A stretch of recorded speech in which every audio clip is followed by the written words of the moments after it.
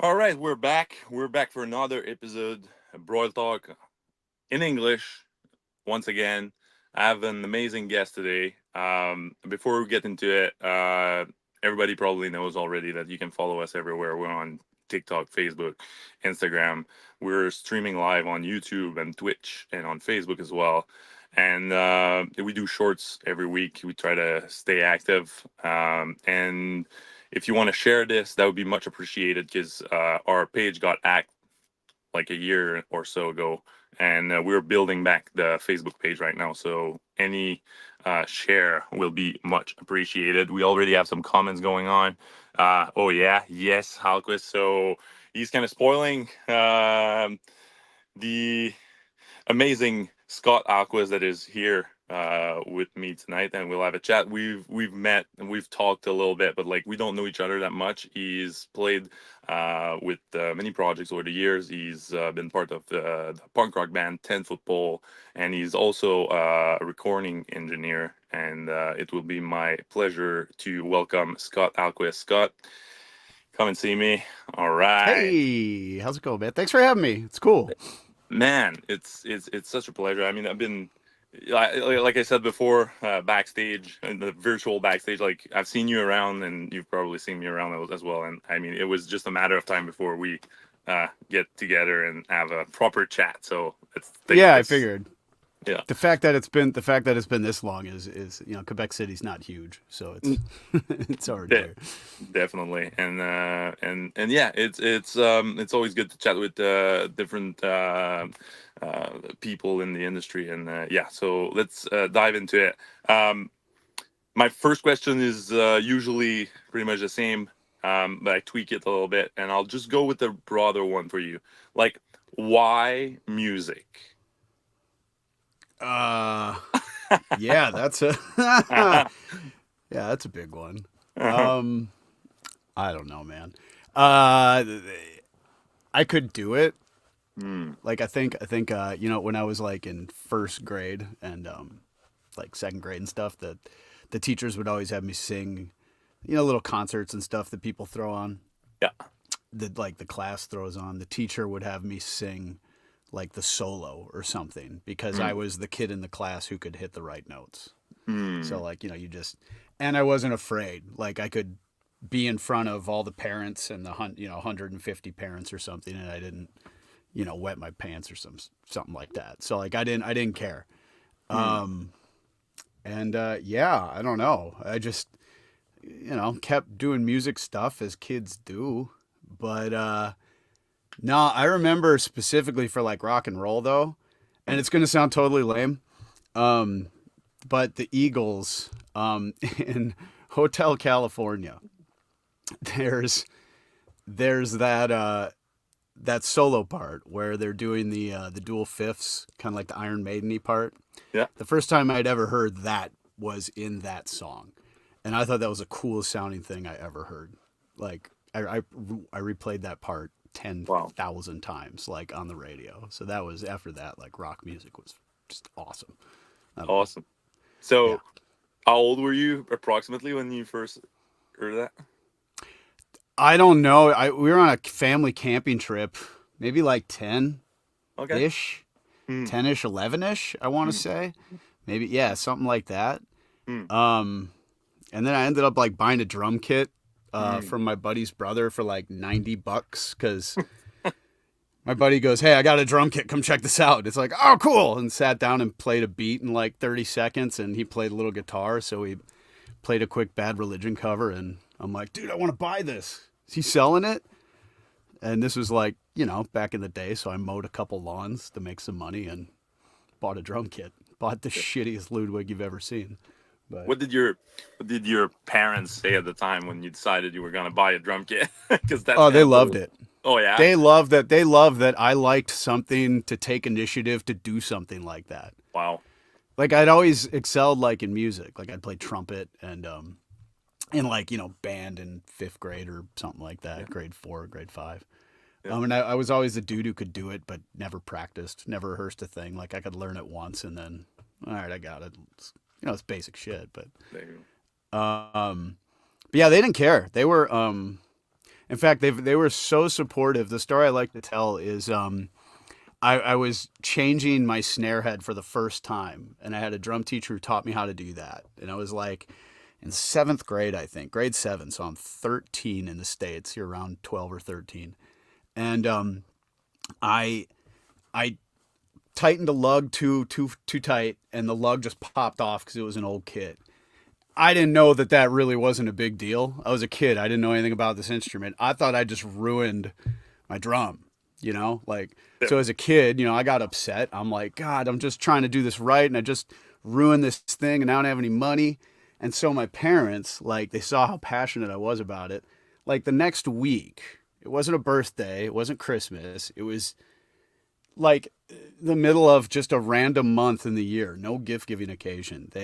We went to the music store and they bought me a Tamara Rockstar kit and Wow. like yeah, and like and a set of student symbols and like I mean that's like that's I love that story so much. Like that's just beyond supportive to go and like at the time spend $750, in 1996 on a drum Yeah. kit. That's it's a gamble. So, Wow. but yeah, so that then after that that just played after that. Hmm. So, You know. um, what what music were you listening to at that time? Was that after maybe Hotel California by the Eagles?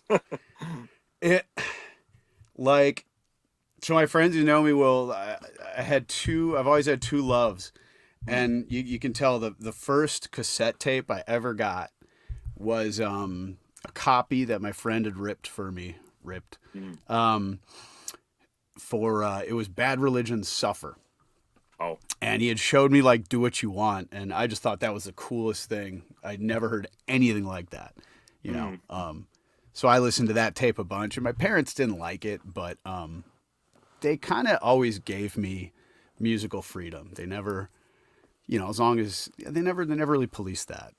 mm. And then so that was the first cassette tape. The first CD I bought was Michael Jackson's History. So Wow. like I've always had this love of rock and pop music, punk rock, pop music, metal, Yeah. and pop music. Essentially punk rock, in my opinion, is pop music with 16th beat drums. Um, so like, Pretty much. Yeah. I mean, like, so yeah, those have always been my loves, and I've kind of grown up in that, in that thing. I can, name for every punk rock or metal song or band, I can name a pop artist who I love just as much or a record I love just as much. So Mm, yeah, never been too one way or the other, but love it. you know. So, do you feel like you were different in a way at that time, listening to Michael Jackson as much as some more Bad Religion or other punk rock bands, or was that something that your buddies were into as well? Um, my I had I had buddies who were together. We were all eclectically, and we had sort of eclectic tastes. Like we all loved Limp Bizkit, of Yeah, course. yeah, Like we all had Korn's "Follow the Leader." yeah. Like all the new metal heavy stuff. Yeah, dude. Like we all like one of us had Godsmack's record, and then we burned that and passed it around, and then someone bought like that. What was that terrible record? Come my lady, come my lady, you're my Mhm. butter. You know that terrible song. Yeah, Someone bought that record, and we find out it sucks, and so it throws away. All those old like all those old new metal bands, but then one of my buddies was really into hip hop, so he had all of Dr. Dre and like NWA stuff and Snoop, and he was really into that scene. oh, yeah. Um, and 2001. 2001 is such a good album. I mean, yeah. oh, what's awesome about it's just funny you mentioned that album. I was just listening to this in the studio, like giving it a critical listen, Oh, because you listen to albums coming out at the time, there are very few that are that loud and that dynamic. It is a masterpiece. It's yeah. just a masterpiece of a record. Yeah, and the So songs and the melodies and all the arrangements are so it's well. insane. Wow, it's Yeah, yeah. it's one of the greats. So The Definitely. All right, I love that. Like, I can see like similar aspects of your background in mine. Like, I was always like a just a guy. I just enjoy good songs, and I didn't really Yeah, it didn't care. really matter the genre. Similar thing. Yeah, I guess that might be one thing that when you end up being like a sound engineer or a music producer, that you have to be more versatile than be really niche into one particular thing. That I'm just talking about my personal experience. I feel like that that diversity of taste has helped me as a sound engineer. Yeah, 100%. I yeah, mean, 100%. I've, when someone asks what kind of music do you like, I just say good music. I yeah. just, I just want to listen to good. I can name country artists for days. I can name, Yeah. pop artists, EDM artists I love. I can name, there's not a genre I don't like. I just Mm, don't like, I just don't like bad songs. Like mm, that's, I like good songs, and a good song can take a million different forms, but that's why like that 9 Inch Nails song that Johnny Cash covered, that yeah. Hurt cover. Heard. Yeah, Another good example is Hallelujah, yeah. Leonard Cohen, and then done by the singer songwriter who passed away. I can't think of his Yeah, name yeah, right now. yeah. Yeah. Jeff Buckley. Yeah, Jeff Buckley.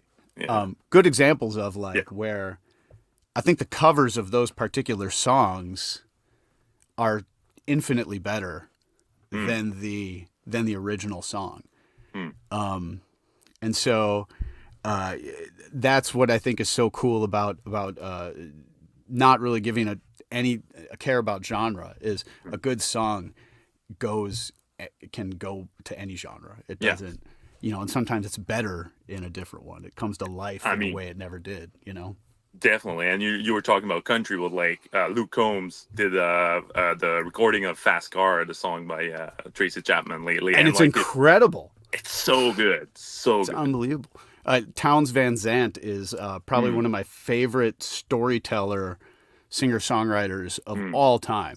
mm. And if anyone wants to get into country and you have this idea that country's terrible no matter what, check out Towns Van Zandt live at the Quarter, live at the Old Quarter.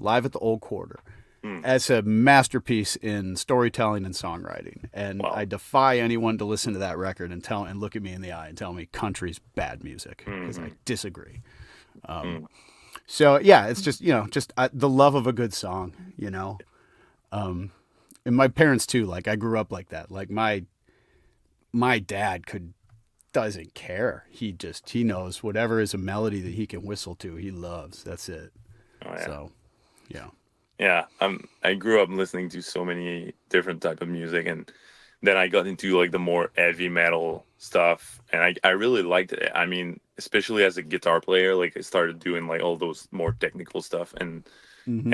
and then I got to a point where I was like, there was something missing for me anyway. Like I'm not saying like you can find your thing in there, but like for me, there was like a two-dimensional aspect to heavy, like really heavy metal music, like death metal, like technical stuff, where the melody wasn't always there, and it wasn't like lifting me. It was more linear, like not as much dynamic and stuff. And like it took me a few years to really realize what I was missing from my past in my music taste, and that really struck out at some point. I was like, dude, I love the new Adele song.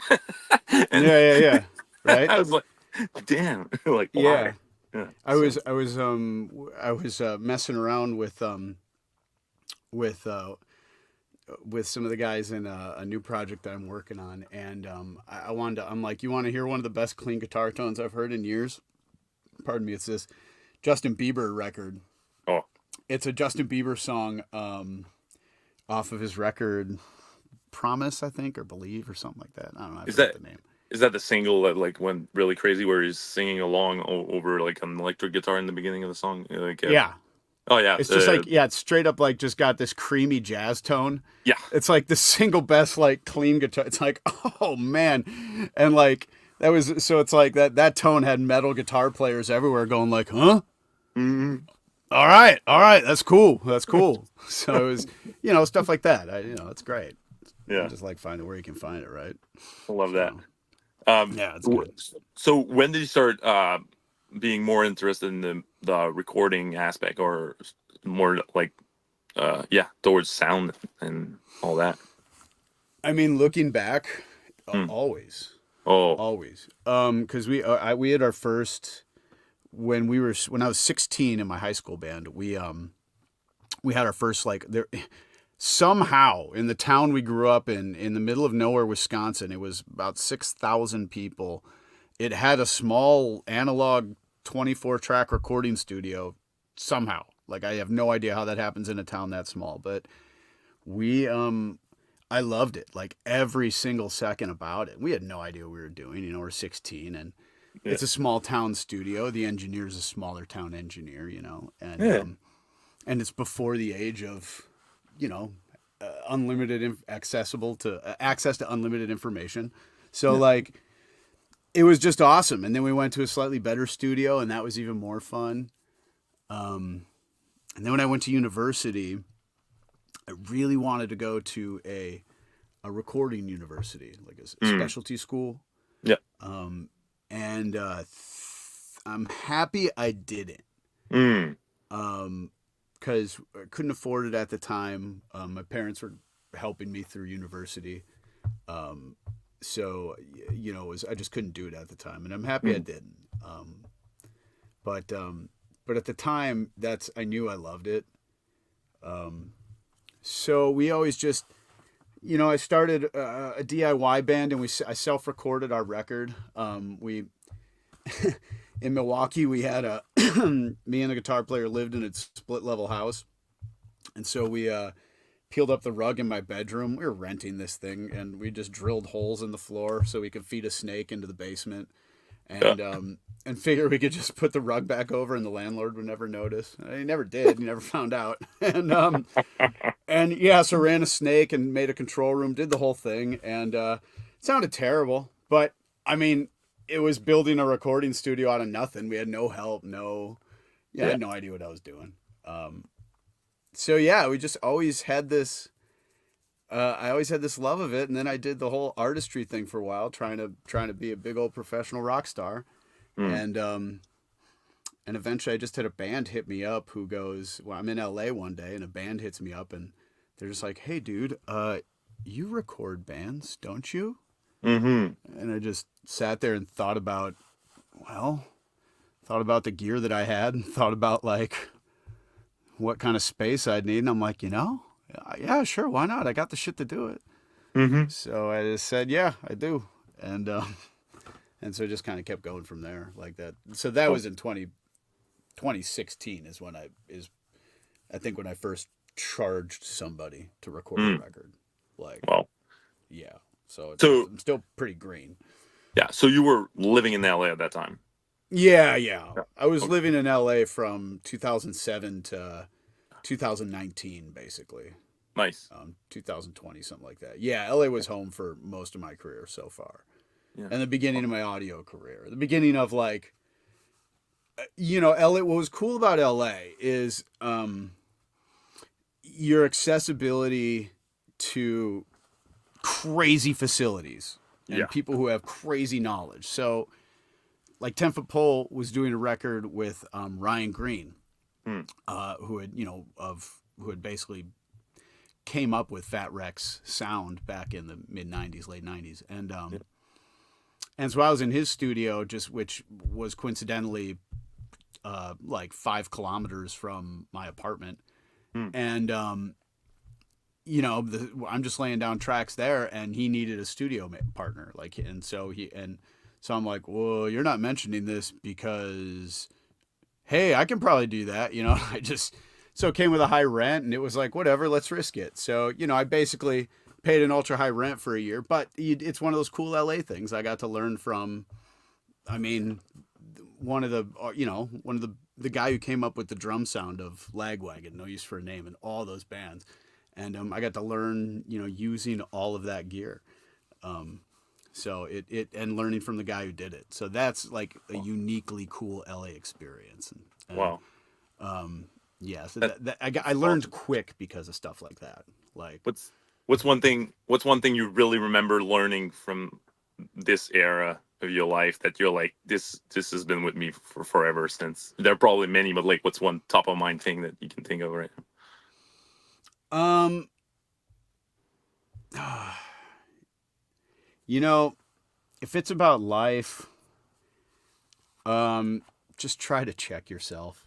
now? Um, because I have definitely, in that era, like half the reason it was a very expensive studio at the time. Yeah. Well, it still is, I'm sure. Yeah, yeah, but just because it came with a monthly rent, Mm, and that isn't high in LA. I'm splitting the rent, true, so it helps. But that with my own rent, and it was a lot of money. mm, And probably due to my temper at the time, because I was a little bit younger and a little less wiser, and maybe had less of a toolbox with how to deal with certain pressures and stresses of Los Angeles city life. mm. Uh, I definitely mouthed my way out of a pretty good service industry position. That was I was making pretty good money that could pay for that stuff. Mm. So my one you know uh, big advice would be just take a breathe, take a step back.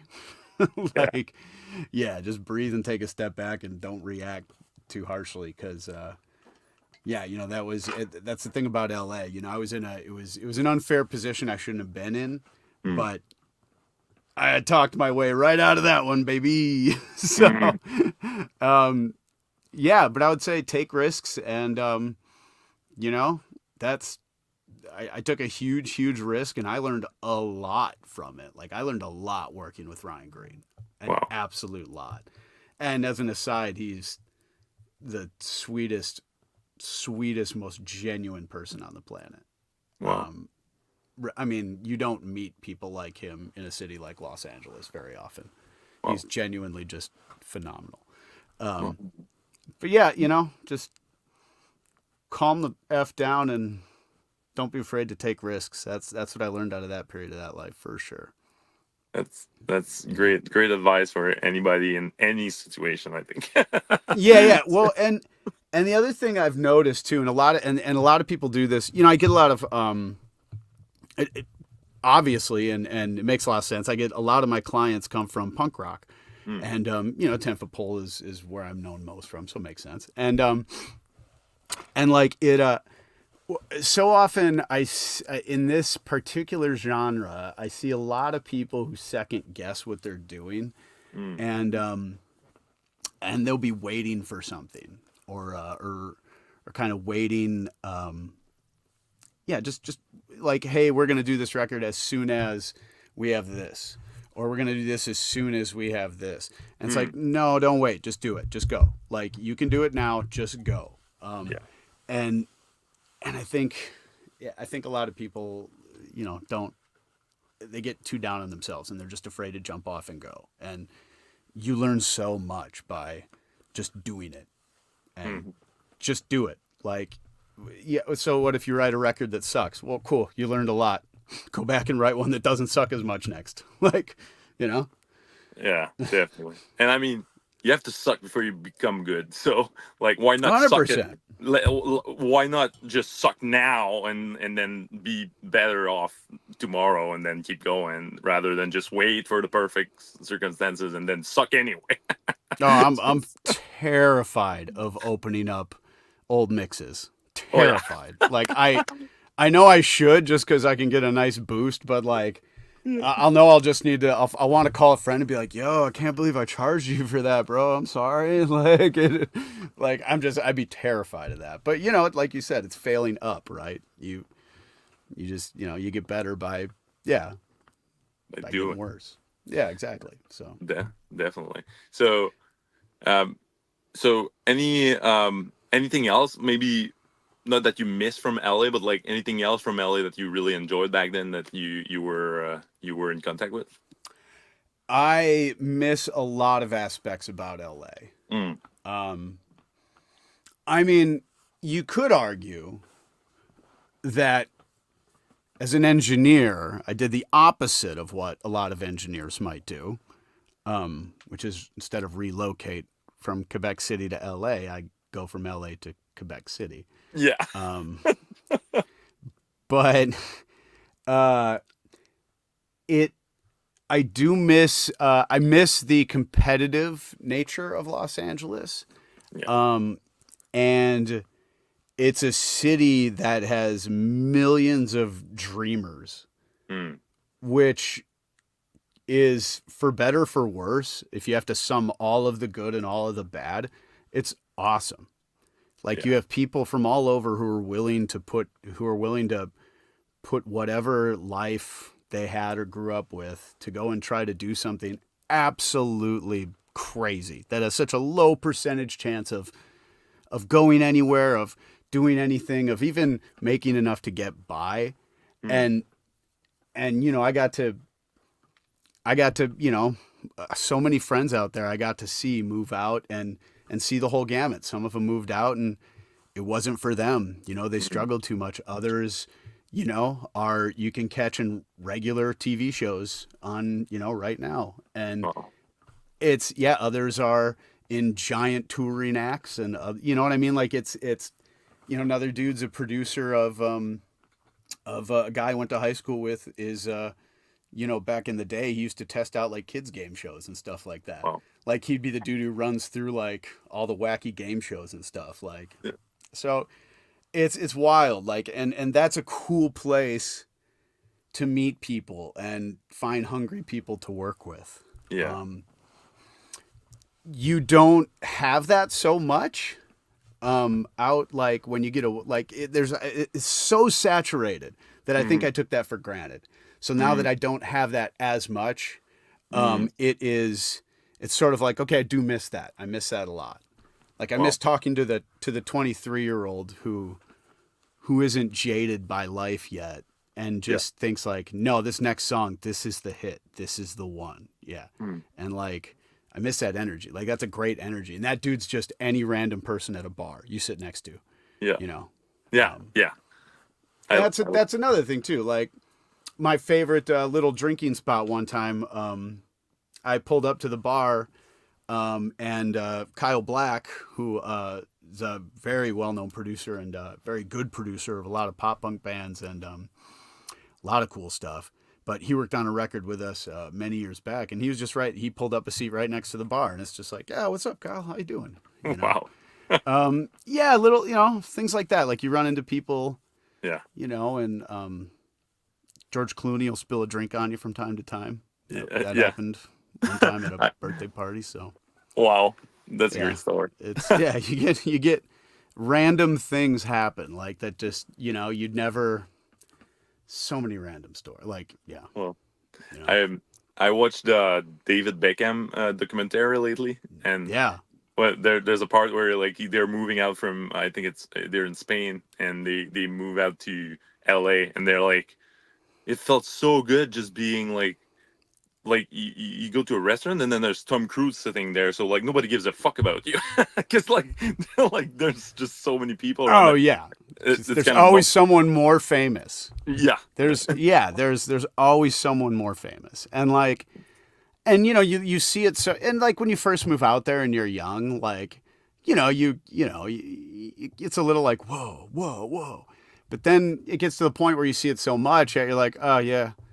Yeah, well, you know, and Fat Mike from you know No Effects, he used to come into a restaurant I worked at for years, and he was a Mm, regular there, maybe twice a month for wow. like 2 years and everything, and it was just chill. I was kind of the only one in the restaurant who knew who he Mm, was, so people would throw him to me, and like he would always come in my section when I worked there, yeah. and he was awesome. You know, he Mm, was the nicest dude. Like I judge a person by how they treat their wait staff, yeah.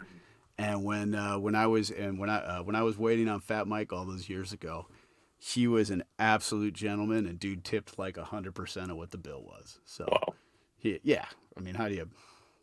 Guy was rock solid. So you know, cool stuff like you know, you get to see a side of people, their everyday life, you know, Mm, and big people like that. mm, You know, one story my mom really likes is I asked out an actress named Rachel McAdams who is a huge actress. I don't know that I've seen many things that she's in, Hmm. but she was in the restaurant and uh, I just randomly asked her on a date, and one of the other servers is like, "So who's got Rachel McAdams at your table?" I'm like, "Oh, dude, how'd you know my table?" And it's like, "You don't know who that is?" And it's like, "Oh yeah, oh," and he shows me their page, and I'm like, "Oh, well, I probably wouldn't have approached it with that sort of confidence had I known." But there you go. Um, so LA's wild, but so I missed some of that random, like, what is this life, like that thing. Hmm. Um, yeah, that part's pretty crazy. But uh, I mean, it's so expensive. You're always in the rat race. It is hyper competitive. You can't get away from that ever. So Yeah. it's you have to work as many jobs as you can constantly to afford rent, stuff like that. So you take the good with the bad, I guess. But I don't miss Mm, that stuff. mm, That mm. is, you got a good thing up here when it comes to cost of living. Yeah, Yeah, it's definitely. not so bad. I love it. It is. So It is pretty cheap here when you start traveling. And I know, like, I'm speaking with like all the love in the world, and I say that. Like, I know it's not easy for everybody, but like of when course, you get well, like everything's relative, right? Like, exactly. yeah. I'm 100%. That's yeah, 100%, man.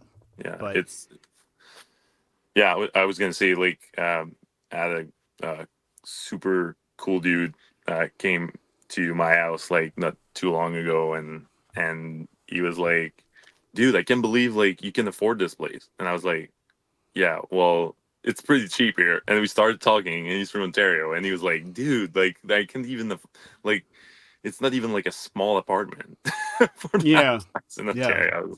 Well, We're not talking about LA or New York or like any of the big cities out there. So yeah. yeah. Well, even like even at me and my girlfriend's spot. Mm, We have I have essentially our the mixed room I'm in right now is essentially a mixed room, production room, and then also her podcast space as well. yeah. And so like it and it's in a condo that we just purchased. And I mean, if this condo that we just purchased was in Los Angeles, no way. And I mean, and thank everything between, we're doing okay. I mean, we're doing fine, so we're, but in LA, we'd barely be getting by. So it like, and the nature of, I specialize more in producing and mixing these days. So a lot of that can be off-site. You don't necessarily need to be in studio for that. I do miss engineering. Don't get me wrong. Like, Yeah. give me like, man, when I'll have a room someday that, and that'll. I mean, I miss the look on the you'll know this, the look, like, you got the rhythm guitars done, you got the bass, you got the drums, and then you add like the one little bit or something, or maybe it's the first time they hear the first lead riff with the dual pan rhythms, Mm, that the band just like they get that smile on their face because they finally hear their stuff coming to life. yeah. That moment in as a recording engineer is Mm, awesome. It's the best. So that I definitely. do miss that, but aside from that, yeah, it's we can afford it up here, so it's great. That's It's nice. awesome. Oh Yeah. yeah, there's definitely some magic going on with recording. I mean, I don't I'm not the best recording engineer. I'm more of a producer where I really Hmm. work the songs as I go with the band, and when I have too many constraints, I don't feel at home that much. Like when I'm just being told what to do, I'm just not on my X or whatever you call it. But like Sure. I'm not my but I really like to like be in the creative and what if we do that and then we start adding stuff and like the best memories I have in the studio over the past it's been 15 years now almost. Yeah, it's been 15 years actually. Damn, it's 2024. Yeah. Yeah. So, Don't. yeah. Yeah. Don't start adding it in your head, right? You'll Yeah. get bummed. Yeah. But yeah, like the past 15 years like the best memories are really the songs and I can almost see them as like glimpse of my life and it's really when there was we had no idea where we were going, and Mm-hmm. then things started adding up in the studio with the band, and there was like a synergy, a constant evolution of the project as we went through it, and nobody really knew what was going on, but there was that really like that essence, that vibe that was there, that was just magic, and like I'm talking about it, I can feel it. Yeah, So yeah. so it's like, yeah, There's so yeah. there's this quote that gets thrown around by Quincy Jones, but I think it can be interpreted in several different ways, and it kind of touches on what you're talking about because it's something that um, I became good at tracking first before I became a competent mix engineer. I became a competent tracking engineer, and that was with Ryan. Ryan just caught me up quick. It was, Yeah. I mean, it was it's like taking a master class. It was stupid, Oh, but the oh, let me kick that train of thought back on. Um,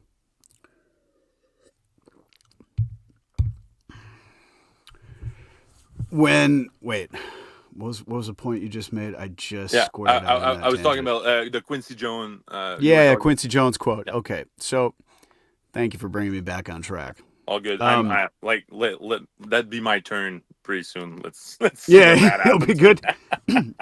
And this is a non-alcoholic beer, so I have no excuse. Quincy Jones always said, "Leave a little room for God in the studio." Now, he was a Mm, religious man, mm, so what I take that quote to mean is leave room in the studio. Come in prepared, come in mm. with your ideas, come in with your songs, but leave room for that little if, that what if, that like idea, that spur of the moment idea, that Yeah. like it's like, hey, wait, I got an idea. Let's just try it. Let's just try it. That Mm, idea, that's usually the idea that you have to run with. Like, mm-hmm. you always have to try that because that's the creative part. That's the part where if you weren't all there doing it like that, it wouldn't exist. And so I think that's where, like you're talking about, the synergy of and that creative something that you pull out of the ether.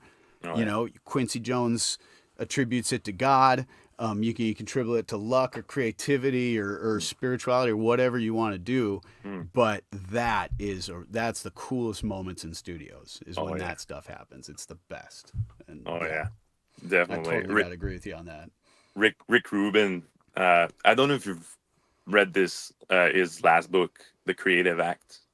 No, No. Oh I have man. not. Oh, you got to get on that. Like, Okay, yeah, yeah. All right. honestly, like I love Rick Rubin. He's man, the the book best. the book will confirm things that you never had words to explain. Like, Cool. it is amazing, and it's an easy read. It's like small chapters that are not really chronological, so you can like just open the book and just pick something and just read it, Okay. All right. and it will. Awesome. That's great. Yeah, yeah. It's an amazing book, honestly. Like, and even if people listening like are not into music production, like Rick Rubin is like a long time music producer. He's probably one of the most Grammy nominated guys out there. But like, um, the the the book is not even about music. It's about creating, and you can Hmm. create so many things in life. I mean, having a business is creative. Having like whatever it is, but like art and creation is the thing that he's talking about in there. And he's not like, you can feel sometimes that he wants to refer to music, but he's not going there. He's a little Yeah, bit, yeah, but yeah. like not really. And he's not name dropping any of the artists he's worked with. He's really Yeah. good at, like, yeah. It's a very good read. You got to get on that. Yeah. I feel like he's the philosopher king of creativity. Oh Like yeah. just any kind of and I hear and he's the first guy too that I'll hear people criticize going like, well, but the guy doesn't play any music instruments, and I just laugh and I'm like, well, is he a musician or a producer? He's a producer. So he's going to produce. He doesn't need to play music instruments. It's not in the job description. Mm. If you can, it can make some things easier sometimes. But Hmm. I don't know. I'd go with. I think he's going with what works, and it's pretty good. So it's Yeah. however a person can get the best single performance out of somebody, how they can push them to the edge. I wish I could. That's one of my things I'm trying to get so much better is trying to push musicians Mm, more. Like trying mm, to, and it's there are a couple moments of clients in the past where it's like that was good. I'm really happy about that, but it could have been great. mm, And if you're the producer, you have to attribute that to yourself. Like that it's incumbent on you to get those great performance, like to get those great performances out of those musicians. And if you only got a good one and you accepted that, well, that's my bad. yeah. There's like learning to push musicians. I'm constantly trying to figure out ways to just give people to get more out of what they already do. Mm, And that part is super fun right now because wow. you just see progress quick when it's something you're working on. Love it. What's one thing that you would say is a constant thing that you will say or implement with the workflow when you're in the studio with artists and you want to push them a little further, but like there's always like there's always the relationship aspect there, and there's the ego, like we're all humans, and this really happens. But what's one thing that maybe has been a breakthrough, or something that worked for you, that like with pushing the artists a little further? Um, I so I can be what's sometimes called the player's coach. Um, Mm, Years and years of just being all those years of service, and like I was a waiter and a bartender and all that, like for God, 12 years in one of the most brutal cities on the planet to do that job. Like there's no personality that can get to me. mm, Nobody can make you know what I mean? There's no personality I haven't seen the I haven't seen that times 10,000 before. So it's mm, like it's just a lot of times when I'm working with a musician and trying to get more out of them, it's what do they need to hear personally? Cuz mm, if someone like me needs to almost be insulted. Like someone's got to be like, yeah, you that's plain, really, all right, whatever, man, you can go with that. And I'll beat myself up, and I almost need to be like pushed until I'm getting upset. mm, And if a producer's pushing me and I'm getting a little bit actually upset, that's probably when I'm going to do my best guitar take. And mm, then after the session, I'll be like, dude, I was pissed. mm. Dude, thank you, man. Sounds awesome. I'll buy him a beer, or whatever. Yeah. But there's some like I have I work with a singer who, if I did that, she'd break down crying immediately. So it's like you can't, you absolutely cannot. I used to have a singer I worked with where I could tell if something was on her mind because she would just be giving bad, not bad, but just subpar performances. Yeah. And so I'd be like, hey, come here and let's talk. And Mm, you'd have a therapy session for 45 minutes and they'd complain about their life, but then they go out and kill it. mm, So, I think it's listening to what the artist needs at that moment. mm, And you as the producer and the engineer trying to accommodate for mm, what they need at that moment. Like, and that can change for different artists, right? Like maybe your artist is coming in with, and they're just having a bad day. Like mm. maybe their girlfriend broke up with them. Maybe they're, whatever the case is, so whatever they need you to be at that moment, you got to find a way to be that. And that's, I think, how you get those takes that you need and how you really get something different, something good. Yeah, I But love that. I love that. Like the gotta be gotta be one with the artist, and at the same time be uh self-aware enough of how you feel, because it's challenging for us as well sometimes. Yeah, maybe let's go there. Like I think, like, I'm not sure, but like maybe musicians out there can tell me, but like I think sometimes they put us on a pedestal in the studio in a way. But like yeah, you can. Yeah. but I feel like I feel like it's kind of the opposite for me. Like I'm kind of, I want to be there to serve the project, and I don't want to be there to be like the coach or the person that decides things, but more like the link between the end result and the elements that are in the room right now. So I'm Yeah.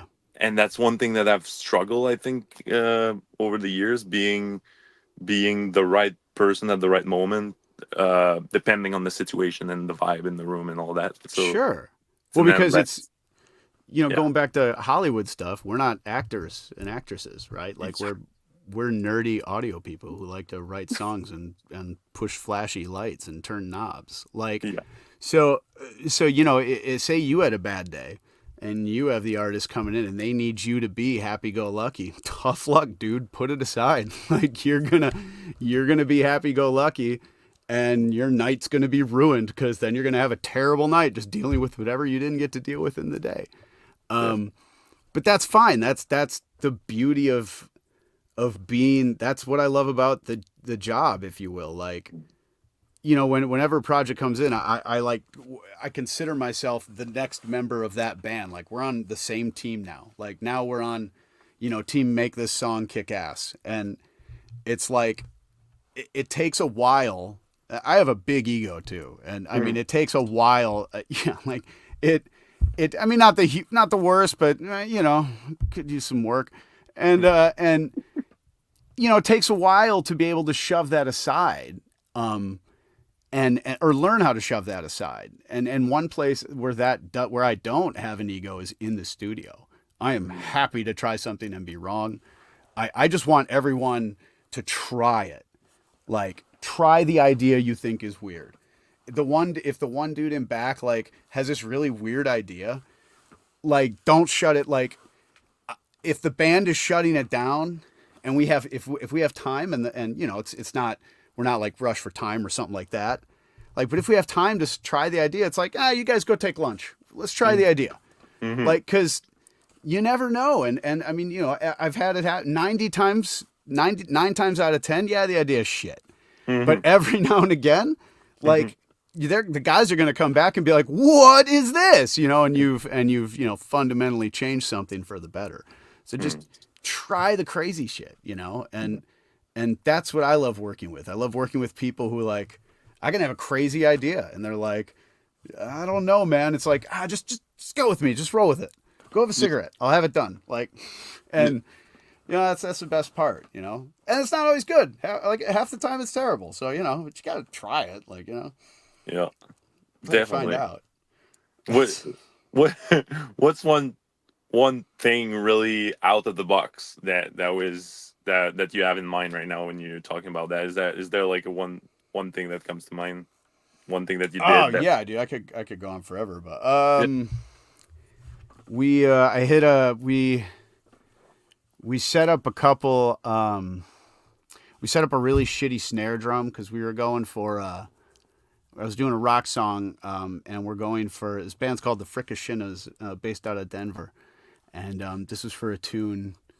I think on an EP maybe 2 years ago, but I wanted a different sound to join the last chorus. I wanted a different sound to come to join the snare on the 2 and the 4. Mhm. Oh no, not the 2. Every other, Mhm. on every 4 basically, Yeah. and we wanted it to sound just different and weird. And we had a really shitty snare drum, and it was fall, so there was a rake that people were using outside, and so we just set up the snare drum on an angle, um, like snare stand. I just saw the drummer. I'm like, dude, just go hit that drum with this rake about as hard as you can, and Love that. I'm like, and just do it on the side that doesn't have microphones, please. And they're 57, so who cares? But like, yeah, it sounded terrible, but like it ended up being really cool, like in the track. Um, Nice. Stuff like that. There was I love using space for Mm. sound. Instead of like here, I have a little XY like microphone rig Yeah. that if I got to do a shaker for a thing, instead of a single mic and Yeah. pan it and use a reverb, Yeah. why not just use the XY, walk to the right side of the room to get my right one, walk to the left to get the other one, Yeah. and then I have my room sound and I say, so I love getting real audio wherever you can, Yeah. So there's a project with the same band where we wanted a really big. There's a big tom sound, like sort of a jungle beat, like doom doom doom Mm. ka. And so we set up every kick and floor tom we had in the studio. Just set up a couple room mics in a studio that had like a 20-foot ceilings. Yeah. Yeah, it was awesome. And I just had every band member grab headphones, grab two sticks on different drums, and we have like 7 or 8 drums going, and just recording all these tom hits like doo, doo, doo. It sounds massive. It's awesome, Mm. you know. And the band gets a rock and roll band or a punk band gets to do something in a studio that they had a blast doing that they've never done before. So stuff like that where you can make you can do something, you can do a really fun outside the box idea and the musicians have a killer time doing it.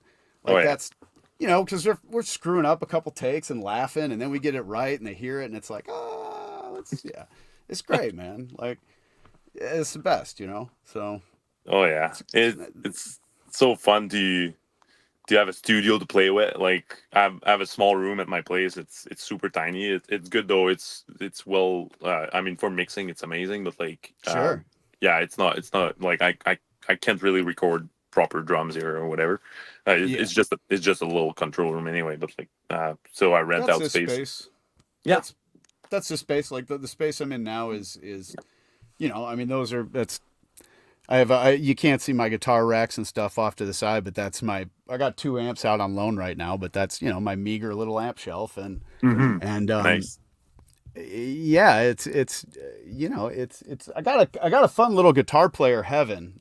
That's for sure. I mean, just between all the stomp boxes and a Yeah. couple unique amplifiers, but yeah, What do you aside have in from the that. back? What do you have in the back there?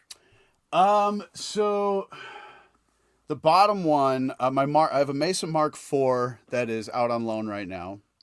Yeah. I have a the small little Fender guy who's out on loan right now, little Princeton dude. Yeah.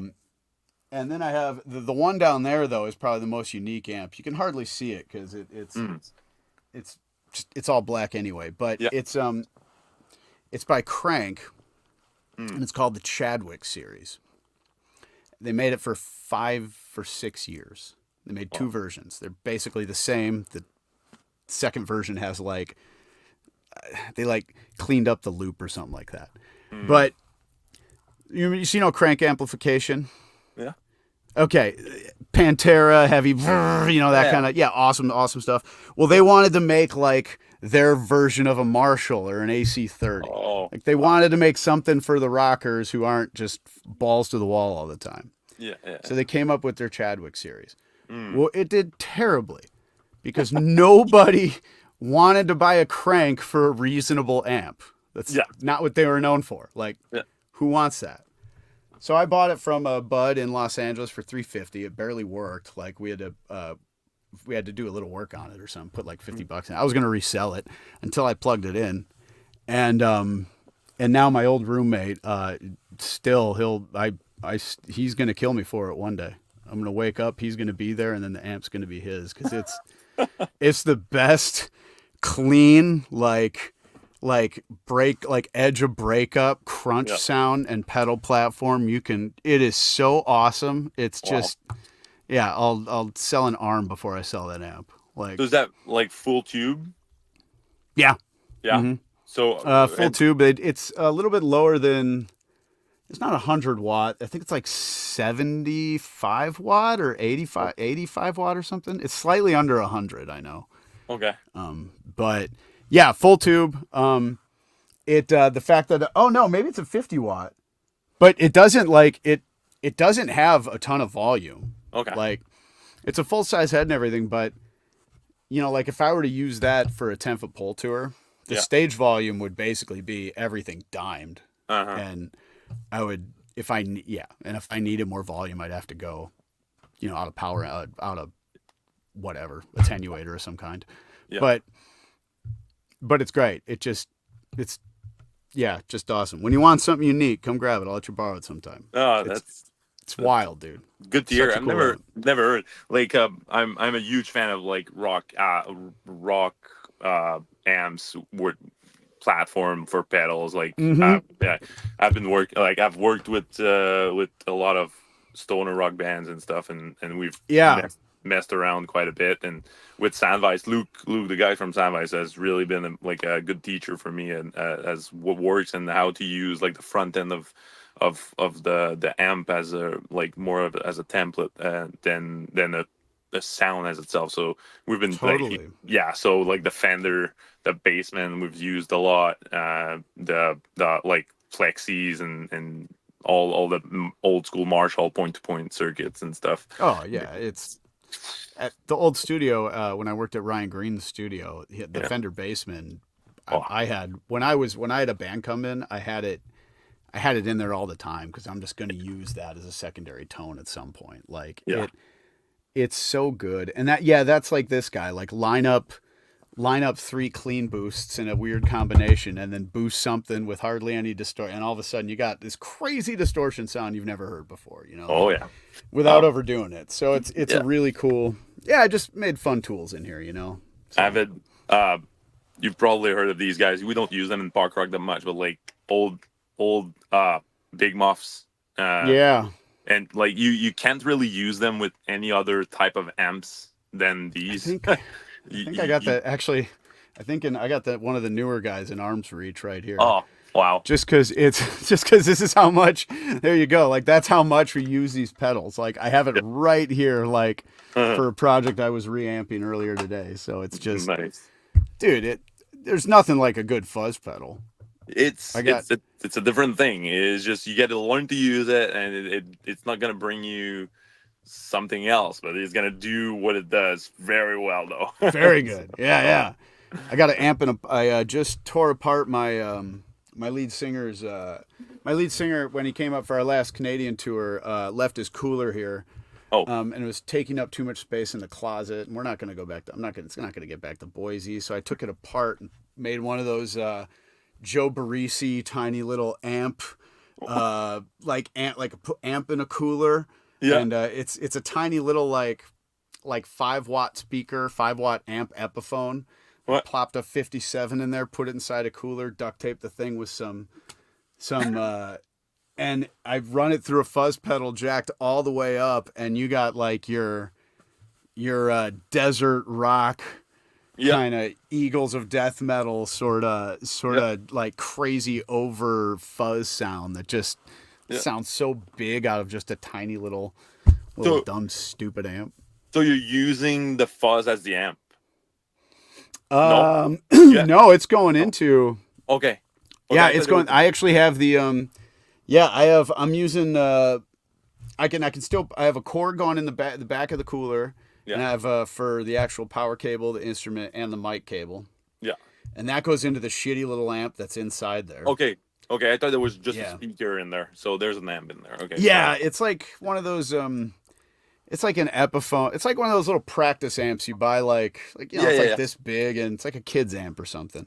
Yeah. And but I mean, you just all the knobs are dimed all the way on full, and you put a fuzz pedal in front of that. It's the greatest thing on earth. Like run it through a Pultec and 1176, and all of a sudden it's like, this is awesome. What it's great. So that That's that's awesome. what I like to annoy my girlfriend with while she's working. So Uh-huh. Yeah, that's part of being with a rock guy. yeah, that's the best. She gets it. It's fine. Yeah, yeah. She gets podcast producing for free. So And she's a there's rock that. girl, so fun Oh for yeah, her. she's a total rock girl. Like Uh-huh. it actually it actually helps me a lot because because I have such an eclectic listening habits. I tend to not listen to a lot, and I get punk rocked out. Like just having to do punk rock tours and in 10 foot pole, I get punk rocked out sometimes. Yeah. So I don't really listen to it much, Mm, but she listens to it all the time. And mm, so I'll hear something I've never heard that's like, what is this? This is super inspiring. And I never would have found it. mm. So it's been really cool just to like when someone's around all the time who is really into to that style of music that Yeah. I've learned so many tricks of and so many cool new bands that I never Mhm. would have heard of. Melon Ball, Drunk Tank. Like there's there's a couple bands who are just out of this world good. Like Mm. Hidden Bliss is another one I really like. Well, So yeah, just really cool stuff. that's awesome. That's So awesome to share uh, parts of a passion with the person you live with. It's amazing. Actually, you were talking about country music, and for me, like my girlfriend is pretty. That's pretty much all she's listening to. Like, oh, okay, yes, yeah, and I always liked it, but like I never really got into any bands or artists that much. But like sure. we've been together 4 years, and now I've been into a few artists a little more, and I really like it. I mean, but like any other genre, I'm picky. I just like Yeah, yeah. You just you need something that grabs you right, yeah, and it's and something that because like other genre like and that is a genre of music where I mean it gets bad fast like that oh yeah, that real big pop country style is just garbage yeah, um like that Jason Aldean style country yeah. is just is it's just not even music. I don't know Yeah. what But like and yeah, and you got like Morgan Wallen right now that is really blowing up. That yeah. I don't like that much. Like I'm okay with some of the melodies and some of the hooks and stuff, but like I feel like there's something missing for me anyway. But like it's blowing up. I'm like Yeah, I don't see it. I'll be yeah, honest, I just don't see it. It yeah, sounds kind of like just another bro country band, and I'll be yeah, the first one to if I loved it, I love it. I don't care. I'll let yeah, you know. yeah, Yeah, I love country music. I just it just has to be. I don't want to say it has to be the right country, but that makes me sound like a dickhead. But no, no, but it's got. I mean, this is so personal anyway. I mean, tastes are tastes, and Yeah, then yeah, you yeah. get. I mean, if it's good for you, like it's good for you, and then who cares? I mean, I'll say this. yeah, I'll say this with pop country, big like truck loving, like girlfriend dumping pop country. yeah. Uh, the productions are huge. Oh yeah. Like that'd be a super fun song to mix. Like Hmm. that's you got 90 tracks of bullshit. So that's awesome. That's Yeah, great. yeah, So I mean, I'd love to be in that space just for that reason. yeah. But I'd love to do like a song in Nashville with some of the best one day. oh That'd be awesome. yeah, Yeah. to work on like to watch like Chris Stapleton and Vince Oh, Powell like tracking something just to be an assistant in that session would be would be yeah, see like that kind of stuff. Like watching Chris Stapleton lay down like live sessions on his next record, like to be a fly on the wall in that room, yeah. that would be wild. Like The last single he came up with was pretty good. I can't remember the name of the song, but like there was this really good song I heard lately. they go live off the floor. Oh yeah, That's they do everything live off the floor. yeah. And that's just not a way that a lot of rock bands make records, which I Hmm. get, especially when you're trying to do crazy technical stuff, especially when you're going for the big post production sound, which I love. I love that stuff, Yeah, truly do. yeah. But man, the live off the floor stuff when you can pull it off, when you got musicians who can do it, there's nothing like it. Just nothing like it. It's Definitely. something different. So Um, it'll be few and far in between, but cross fingers that'll one of those will come again. yeah, I mean, there's I don't know about your workflow when you're working with a band, but like there's something I really like to do that I've done last year. Pretty much all the projects I did last year, I did like that way, where the band was sending me like a pre-pro, and I would listen to it before the session, like just a little bit. Like I don't want to get used to it, so I'm just like, oh, okay, Mm-hmm. like 5 songs, pretty much that length. There's a hook there that I like. There's this there that I like. That intro is cool, but like nothing else. Like I don't want to know too much too soon. And then I hit the studio, and usually like because I could do it. I was all the last project I did, we recorded at Pantoum, the studio in Quebec. Mm-hmm. Yep. So they have a nice live room and a nice large control room. So with console, Is that the one with an SSL console? they have a Midas console. Oh, okay, okay, Yeah, but they gotcha. got bunch of racks as well. So it's like there's plenty of analog gear and mics there, so you can like pretty much set up like a live setup. So and the analog console is pretty cool because you can like pretty much just like make a cool full band sound pretty quickly rather Really than fast. yeah, a lot So faster. fast. Oh, God, give me a console. oh Like, man, like if I had like a proper tracking studio, of course that would be a console. Like fuck the rest. I just want a oh console. God, Like, yeah. just give me EQs on the way in and everything, and just like let me just make music, just the raw thing. But anyway, so where I was going is like yeah, so I did that, and where I was just plugging everything, and the first day during sound checks and like just to get used to the room and like the band coming in and they don't know the place and they don't know me that much neither, so like we have to get used to each other and all that, so I would just like just plug everything in Yeah. and lay down some shit tracks on the click with the Mm-hmm. band just playing there and just having fun, and it's been such a great experience. Like I think the five or six last project we did that way, and it was just so good to just lay foundations, and you, most of the time we didn't keep anything from the live beginning, but it was like a really good starting point to the creative process that we got into, rather than just using the Yeah. pre-pro or just starting with drums or just starting with the shit track and vocals or whatever. It's like it was just like there was like a common beginning to all that, and You have bands, to warm up anyway. yeah, Like exactly, that's perfect. yeah, Like, I mean, that's perfect. You got to yeah. get moving and get everything going in here and on your hands anyway. That's a Yeah. great idea. I'm gonna I steal that. I love that, honestly. Like I think I did it on all the last session I did, but most of them, I think five out of six or something, and Yeah, it was that's a cool idea. That's and solid. the relationship that was built at the beginning, it was kind of the icebreaker of the whole thing, and I could see um weaker spots right away. I could see that maybe the drummer was a little shaky on the click, and the second guitarist was not gonna play rhythm guitars on that album, and that like all those little types of things that you don't know when you're listening to a pre-pro and you don't know who's doing Yeah. what, and like you can figure So out, but like there's it almost gave you a yeah, chance to do that sort of calculus oh beforehand. Like, oh I bet that saves time then, because oh like if you got a band who's on budget, you're like, okay, that tells you right there what's gonna spend the most time. and That's awesome. That's an and awesome trick. and something that I really liked about it was like it wasn't coming from me. It was just here's what it is. Like this is what you guys sound like, and now how can we bring this together to the end product that we have in mind? So there's a different there. There's a difference there that I really Yeah, appreciated. So yeah, it's cool. that's a cool idea. Yeah, Yeah. that's a great idea. And the I, other thing that I really liked about that is that from day one, let's say we were hitting the studio for three days or 10 or whatever the session length was, uh, from the first day, everything's plugged in.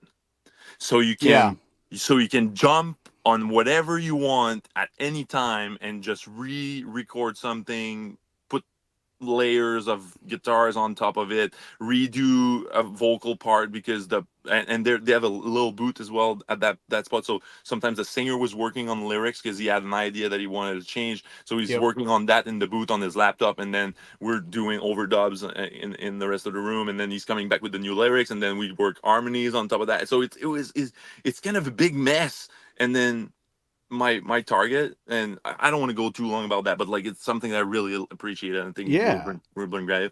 Like, um, my mission was to do a song a day. I was like, okay, so we have like usually the way I calculate it is like we if we're gonna hit the studio for the recording purpose of things, yeah, like if we have three songs, I come in like at night the day before, and then we have 3 full days, yeah, and yeah. I tried to do like a full song the day one, a full song day two, full song day three, and it changes the dynamic so much compared to doing like, okay, let's do guitars today, and then we'll do bass, and then we'll do whatever, Yeah, you doing know? everything and keeping everything plugged in. When we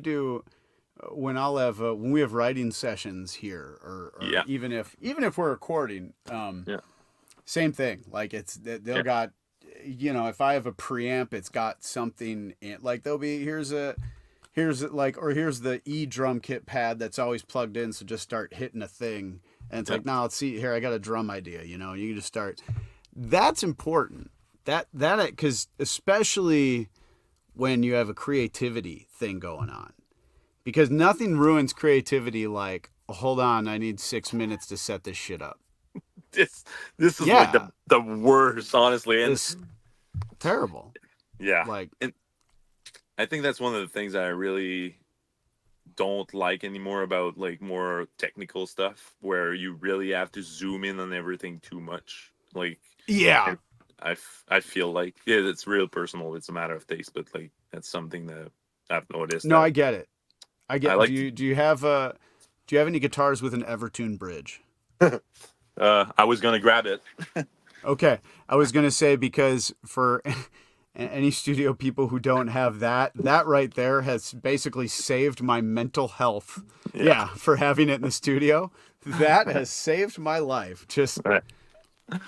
I mean, because at least now I don't have to, I don't have to tune up here and then tune down there, and at least they just have to play.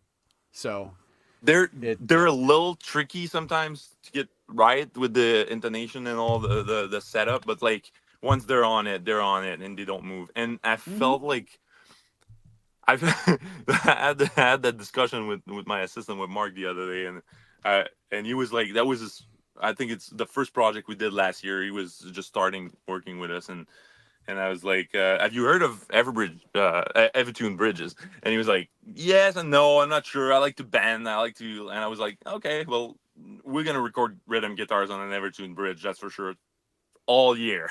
And he was like, Oh, "Okay, okay, let's give it a try."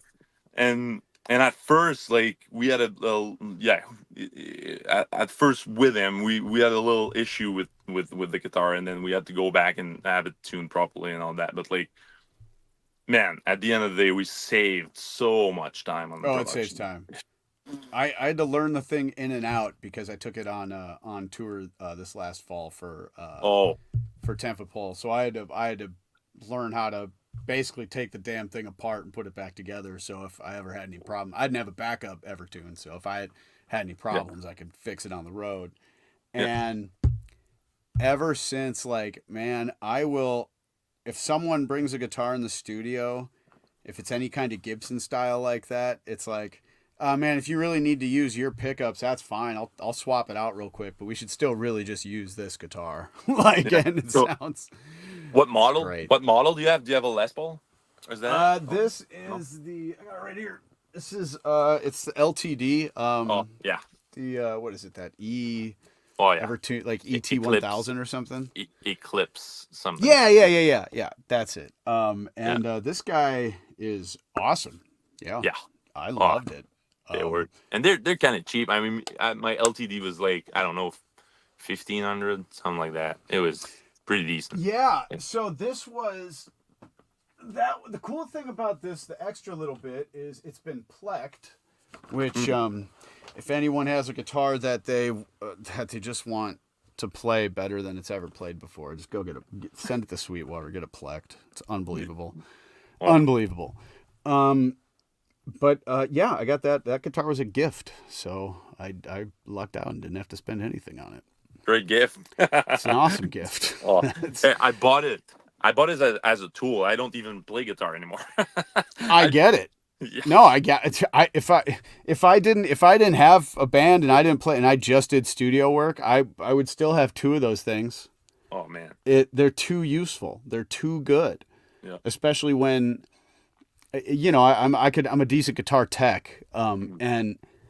And if you know a little bit about, if you already do that and you already love that anyway, it's like, well, why not? Like, I always have something ready to go in tune no matter what. I just listen to their demos and it's like, okay, I mean, what? And in rock and roll, 9 times out of 10, they're half step down anyway. So yeah, I mean, I just there you keep go. them like that until I have to move them. But Yeah. Oh, great. Love it.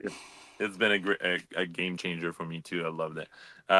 It's just weird for people that never used it at first, but like they get used to it pretty quick, and it just Yeah. works. Oh, it's totally weird. It was Oh, weird for me at first. oh yeah, it was I'm weird. just like, what the fuck? This doesn't make any sense. I don't understand. Yeah, But yeah, like it warps your brain. You're like this. You're all right. I don't get it, but but then you do one overstaged performance and grab it too hard while you're in the air and you still land and it's perfectly and you're like, yeah, this is great, love this. Like, so it's just, live you can be really mashing the fret because you're overperforming something, and Yeah. it's just, you're not taking it out of tune. So Uh-huh.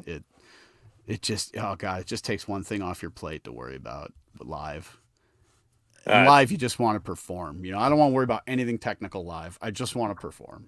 oh That's yeah, it. definitely. And Yeah. like it gives you the peace of mind of just you can hit it too hard and it's still in tune. Yeah. You can it's just yeah. It's crazy. Like and I mean they just came out with the bass version of it Oh too, yeah. Yeah. Yeah. which I mean I'm sure the waiting list for that I hear is already a year long, but when that becomes available, that'll be in here. Like, dude, Of course. I'll tour with that thing. I will. Oh yeah. Like, I bass is can't what needs it. I Like, can't wait to have that big open drop tune string in that tune. stays in tune. Yeah. Yeah. That you're not just putting through Melodyne no matter what. Like, Yeah. yeah, no, I know. Like, I'm tired of tuning bass guitars with pitch correction software. So I can't Oh man. wait to have that tool in this space, and just can't wait. So, It's I embrace technology, man. I'll take whatever new tricks they got. oh yeah. It's kind of Yeah, dude. it's as if they put Melodyne into the guitar. So No, for real. so It's voodoo magic. yo. This my particular guitar with Evertune somehow is the heaviest guitar on the planet. Oh yeah. Yeah, I mean, dude, I have a Gibson standard. No, a Gibson traditional. So it's Mm. not solid. Like, there's no hollow in it at all, and it's heavier Yeah. than that thing. So it's Oh it's yeah. miserable. It's miserably heavy, but Mhm. fun to play. Yeah, So there you go. No, yeah. and the I mean it's not I talking about mine, but like it's not like the Mm-hmm. most sustainy guitar I've used. Like Mm-hmm. I can feel that that the body is not resonating with like Sure. when you have it on your belly here. It's like Mm-hmm. it's not as I don't know like loud Mm-hmm. acoustically as Yeah. a standard Les Paul or Sure. Absolutely. some of the tellies out there or whatever. But it the compromise is yeah. I'll If take you're that. playing if you're playing anything high gain, Yeah, the it's like it's not the difference will be negligible anyway. exactly. If you're playing that edge of breakup stuff, Oh, yeah, I mean, yeah. that Les Paul traditional sounds pretty good for that. Oh yeah. Like, it sounds, so it's sometimes still tough to argue, but Yeah, yeah, it's just a great studio tool to have. definitely. Anything high gain, 9 times out of 10, or for punk rockers when they come in with the octave riffs, dude, those octave riffs are now 100% in tune. 100. It sounds like an octave pedals on it, so it's great. Like, It's amazing. it's Yeah, perfect and for that. even when you get to the trickier like chords out there where Mm-hmm. they're already dissonant a little bit, and then the pitch get tricky, and you're like, that's a good idea, but like let's not go there just because it sounds like shit. But like with this, it's a lot Yeah, easier yeah. to get there. So Or you're punching in a note because you're playing the guitar, like maybe the artist is playing in seventh position, but they yeah, have a drone note that is like their open B is open, yeah, and so it's like it's never ever gonna sound in tune. So what do? I mean, well, you can punch it in, but that sucks. yeah, So it's like, why not? That perfect like yeah, example for that. Any kind of prog metal stuff, it's great for, because they're doing all those super dissonant stuff that you know definitely. I Oh love it. yeah, So, yeah. not that I ever Love get a chance to work with prog metal, but no. I would love to. For fuck's sake, it'd be great. I've worked with a few proggy bands. It's a different breed. it's Totally, dude. I love yeah. those It, nerds. They're the yeah, best. yeah. I love. I tend to like the more 70s progish stuff Oh yeah, more than the more like modern super geeky stuff. Like I'm more in the sure. for me I mean, anyway. I got like, I have Periphery records, but they don't exist without, like, Boston, Yeah, or I mean, just old riff rock, and Yeah. Pink Floyd. like Rush. Like none of those bands exist without Rush or like Dream Theater or something like that. So Yeah. yeah, no, I like that riff rock. 70s riff rock is my. It's It's like it's like all my dad's records that I'm slowly stealing from his house. Like as I go and just grab a couple and then come back to my place. Yeah, that's amazing, dude. yeah, Time's flying, and I want to goes pivot. quick. It goes quick. It's always like this. I love that. It's been a pleasure talking to you. I'm just gonna pivot slowly towards the end. Um, I have a few ending questions. I have oh, yeah. Let's get into that. Yeah, So yeah, two questions. Two questions with two variant to the question. So first question, we've kind of touched on that subject, but I'm curious what you have to say right now. What's the best of advice you've ever received? the best advice I've ever received. Um, wow, I feel like I've gotten a lot of advice. Mm, Um, I don't know, don't don't be afraid to take risks. Take risks. mm, Be a you know what? I guess you can say be a yes person. Like don't be a mm, no person. mm, Like little random things come up in life where it's like, hey, you want to go do this? Hey, you know, and maybe you're tired, or maybe you got home from work, or maybe you know what? There's a million excuses to say no to anything, to random things that come up.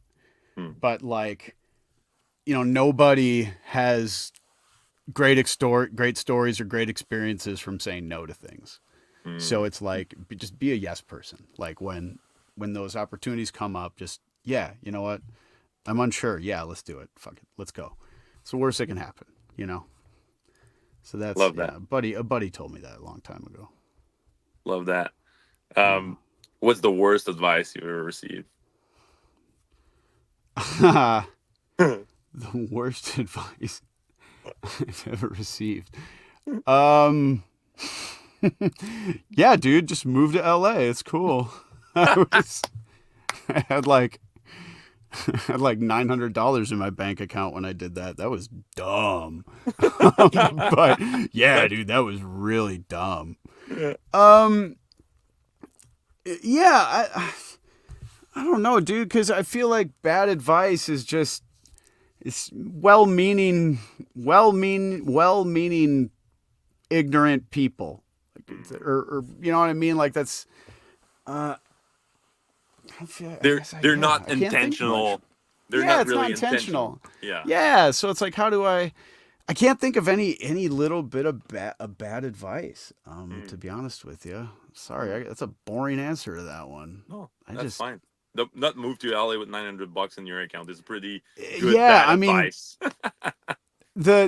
what's cool now, I mean, kind of going for what's cool now is that's not necessary. Like you don't, you know, back when we were growing up, I used to think that you had to move to Los Angeles, New York. You know, Mm, you had to be in one of the epicenters, mm, and you absolutely do not. yeah, Like, especially this day and age, you know. So, yeah, if anyone tells you you have to be somewhere to do something, you don't. I mean, I moved from Los Angeles to Quebec City. Those are arguably different entertainment markets, right? But definitely. Not arguably. they, yeah. they are. Yeah. So, you know, am I going to be recording Katy Perry anytime soon? No. I threw that wind. You know, I left that opportunity back in LA. Well, do I give a shit? No. So it doesn't, you know, so yeah. Yeah, just Love that. do what you need to do. Don't listen to anyone else. Yeah, love that. Um, what's a band what's the one band or song that has but besides Hotel California because you said it already, but like what's another band that had a really big impact on your career or your life? Um, yeah, Rage Against the Machine. Oh, right. Um, Rage Against the Machine's first record had a huge impact on my life. Oh yeah. It was because that's right. That record came out. I heard those lyrics on the radio, and I'm like, what is going on? Like, what is this dude talking about? And that kind of started getting me interested in politics Mm, and just protest music in Hmm. general. I already listened to Bad Religion a little bit, Yeah, but Bad Religion isn't necessarily protest music. You yeah. know, He's I more in don't. the. He's more in the. It might be political at some point, but it's not Yeah, really you can go protest. political, sure. Like I'll give it that, but it's not like it's not protest music. No, yeah. And like Rage Against the Machine, I think was the first like um was one of the first like protest bands where I was like, Mm-hmm. this is awesome. Like, Mm-hmm. yeah, that their first record, I can sing almost every lyric off that first record. It Like, kills so good. it's so good to this Yeah. day. It's everything about it, the production, the recording, the performances. It's just people can talk trash on Rage all they want, but they can't Oh, take that. They can't take what they did away from them. Like that, oh no, they're so good. that So one. I'd say That was that's one. probably one of the most. That one was recorded in Sound City, I think, as Yep. well. Yeah, That was Sound City, yeah, and cool. I think they. I mean, Brad Wilkes is the drums. Like that drum performance got me into playing. Got me into like that was the first time I kind of heard. I was taking notice of like groove in drums because the Mm-hmm. dude, Brad Wilkes wasn't playing anything crazy complex, but I Mm-hmm. couldn't sound like him no matter how much I tried. And Mm-hmm. so I was like, what's going on? Why can't I sound like this guy on drums? And he's got that pocket, that groove. Mm-hmm. So I learned a lot about, both like politics and music all at once with that band. So that was a pretty pivotal band for me, man. That's awesome. Huge. And what's one thing you would like the listeners and myself included to listen to right now that is more emerging or had an impact on your life, maybe lately, like right now? Like, what's one thing that's in your ears right now? Easy. Mm. Wearing the shirt. Emily Davis. Right there. Oh, nice. Her name's Emily Davis. Okay. Um, she just put out, and by just I mean last 6 or 7 months, I think, something like that. Okay. Um, she just put out her second solo EP, second or third solo EP, and it's one of those like she's one of those artists who is like punching critically above her weight class. Like, Mm. I mean, her songwriting is so fun, is just so wildly good, Mm. and her natural talent to perform it is Mm. so wildly good. And specifically, there's a song. Oh, do I have a? Oh, I just cleaned the studio, so I put that CD somewhere. I can't find it. I had the CD like just the other. Yeah, I just came back and cleaned it, so I put it somewhere safer than out and just being destroyed. But Mm-hmm. I think it's called Skin and Teeth. Mm. There's a song on Emily Davis. There's a song called Skin and Teeth. Mm. The song is just her and a cello player Mm. live off the floor. Just a couple mics, like mic, cello player, mic, Yeah. do the thing. Tiny little mix on it, not really. That song gives me shivers, literal shivers, every single time I listen to it when it comes Wow. to the crescendo toward the end. Mm. I defy you, listener, viewer, to listen to that song and not get shivers. It's Wow. incredible. I'll Yeah. check that out for sure. I love Yeah, it. listen to it 3 million times. Make her rich. She's great. Yeah. Perfect. Yeah. Yeah. Where's she from? Is she American? Yeah, El Paso. Okay. Awesome. El Wow. Paso, yeah. Wow. Yeah, which is a Wow. really cool city. Really, really cool city. It's love it down there, man. That's I've never been. I have to get to the U.S. more. It's just the business is picking up right now, and I have to stay here a Oh little more. yeah. But Yeah, yeah, dude. I do the East Coast. I do the East Coast. I mountain bike a lot in the summer, and I do the East Coast quite a bit. So like Oh, it's Vermont. so beautiful. Like upstate New York, stuff like Oh that. yeah, It's so the mountains up there. It's got to be perfect for that. yeah, yeah, yeah. We do usually Vermont, like Mass, uh, Tennessee, all the way down to Tennessee as well. Like Tennessee is pretty cool. Some spots Yeah. are really good back there, and New York as well. So yeah, Oh, Ohio, Ohio has the cool spots. oh yeah, it's the Tennessee specifically too. Yeah. The countryside in Tennessee is one of my favorite drives on the planet. It's Oh, beautiful. It's just beautiful. yep, Yeah, I don't know. I love those long drives anyway, so it's great. yep. So what's coming up for you professionally soon or right now? I have a couple, um, just chugging away on a couple different projects right now for different clients. Mm, Working on a record and an EP at the moment. nice. Um, yeah, which is good. We are writing for a new 10-foot pole record, Whoa. which is super fun because we really enjoyed. We had a great experience and response from our last one, um, Mm, great. and so we're excited to just do it again. And then and then I have the Punk Rockette show is starting back up again. I That's think it. we just started up 2 weeks ago after like almost a half year off or something. Okay.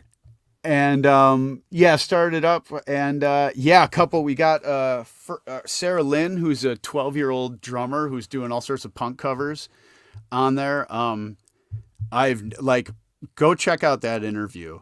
Uh, All of us are going to be calling her boss one day. She's just it's just you've never heard such a bright, young, talented musician. nice. Um, she's going to have the world on her shoulders for when she starts playing out. It's cool. Nice. And then look out for the band The Long Run, which is me and Punk Rockette's project. Yeah.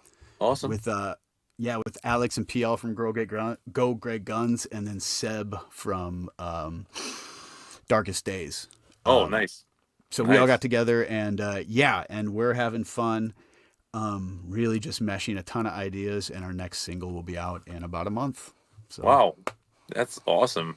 I'll okay, definitely so check that it was a out. book. Sorry. No, no, that's perfect.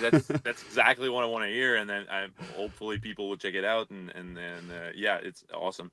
Um, but my last question before we end would be if you had one person that you can call that you would like to refer to us to bring on the show, who would that be?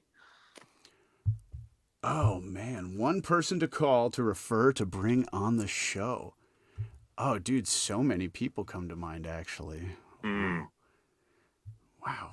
Oh man.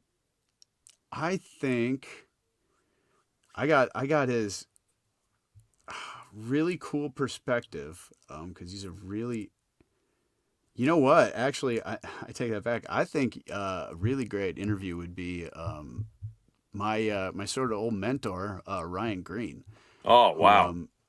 I would reach out to him. He's got a lot of really cool, insightful stuff. Some really great old stories from back in the day, Hmm. and just really great guy. A really Wow. great guy. Um, Awesome. Well, it so will be my pleasure if ever you want to make that happen. That would be awesome if you want to give him a I'll call. dude, I'll give you the email or send it myself, whatever you want, bro. If you want to just send an email, put me in CC, and we'll make it work. That would be much appreciated. That's Done. awesome. Done. Got you. Killer. Thanks so much for your time. I mean, Yeah, thank you. it's been an hour and a half, man. We're Yeah, that good. goes quick, dude. Yeah. Thank you. It was super fun. Thanks for having me. I really appreciate it, man. So much value. Hope people can find inspiration, some knowledge in there, some wisdom. Even it was amazing talking to you. Well, it would shock me if they found that, but I'll take what I can get. So Oh, they'll find some nuggets out there, and we'll put some nuggets as little clips probably soon as well. So that's yeah. it. We'll just yeah, right. We can edit me and make me look like Einstein. Oh yeah, we will. But Fred backstage is pretty good at that. He's been making me look good for a few years now. That's it. That's it. I just got to get a Fred.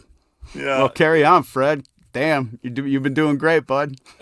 Oh, he's the best. And yeah, so thanks to everybody for watching. We're on every platform, so you can check out broil.music, music with a C in English because it's cooler to speak English in this industry. Anyway, check it out. We're everywhere, and stay tuned. Next episode, I don't know who's featured in the next episode because I have a great team and I don't have to take care of that. So thanks to my team backstage. Hell yeah. Everybody's really great. Thanks to Max, thanks to Fred, thanks to Malcolm. They've been amazing. And thanks once again to you, Chris, for being here tonight. So have a great night, everybody. And Fred, please take us home.